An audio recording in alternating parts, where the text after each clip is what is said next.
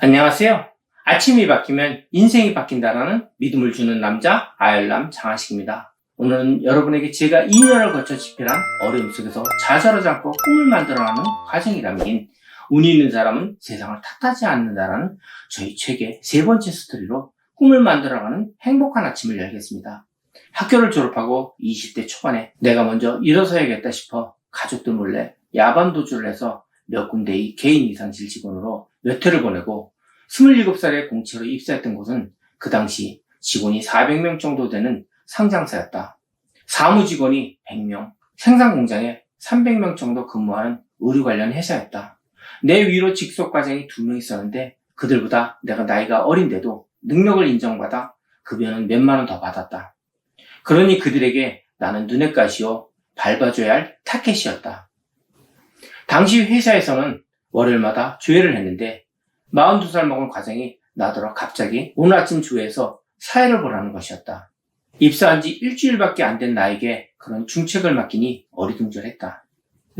제가요? 그런 걸 해본 적이 없는데요. 라고 했더니 과장이 별렀다는 듯 야, 주임이 그런 것도 못해? 월급도 많이 받는데? 라고 말하는 것이 아닌가? 그날 쭈삣쭈삣 몇백 명 앞에서 국민회를 하는데 목소리가 너무 떨려서 사람들이 끽끽거리는 통에 쥐구멍이라도 있으면 정말 들어가고 싶은 심정이었다. 나는 그날부터 퇴근하자마자 웅변학원에 다녔다. 어떻게 해서든지 이걸 잘 해내고 싶었다. 그 후로 나는 회사에서 가장 말을 잘하는 사람이 되었다. 사회든 가르치는 것이든 무엇을 맡아도 누구보다 잘할 수 있게 되었다.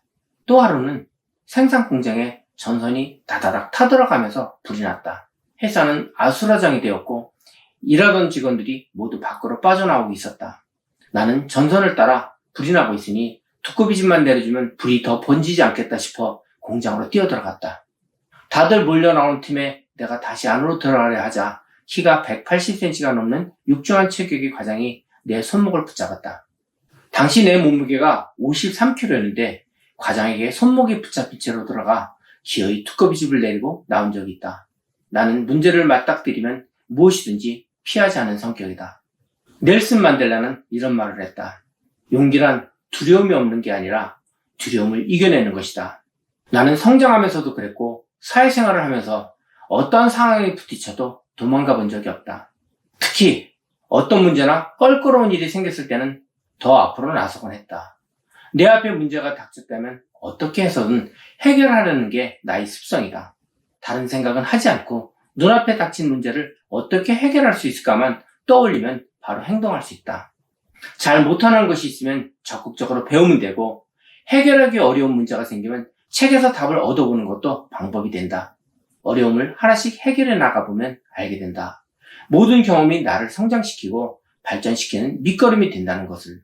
나는 오늘 만난 청년에게 31살 용달 청년 이야기, 김규환 명장의 이야기, 그리고 나의 이야기를 들려주며 만약 내 아들이 아버지 어떻게 살아야 하나요? 라고 묻는다면 내 인생은 내가 만들어가는 것이니 용기를 가지고 무엇이든 원하는 대로 해보고 싶은 것을 해보거라라고 말해줄 거라고 대답했다. 청년은 고개를 끄덕이며 뭔가 조금은 알겠다는 듯 남은 차를 홀짝이며 생각에 잠겼다.